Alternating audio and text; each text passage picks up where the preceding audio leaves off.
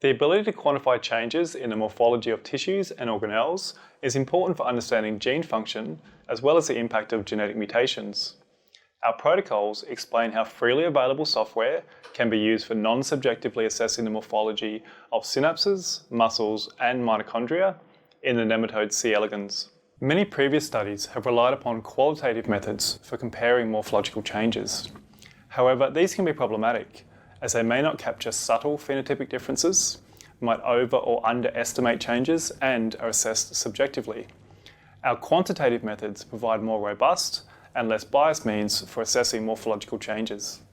These methods could easily be used for studying morphological changes in other cellular structures or model organisms in order to define the gene function and the consequences of disease-associated mutations.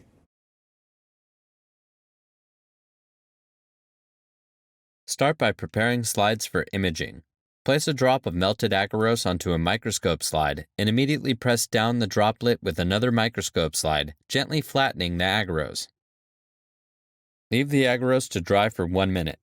Then carefully separate the two slides and leave the solidified pad on one of the slides. Place the slide on the microscope stage and add a 5 to 10 microliter drop of anesthetic to the center of the agarose pad. Use a heat-sterilized pick to quickly transfer 10 to 15 animals from the stock plate to the anesthetic droplet before the solution dries out. Then apply a cover slip by positioning it just above the agarose pad and gently dropping it down.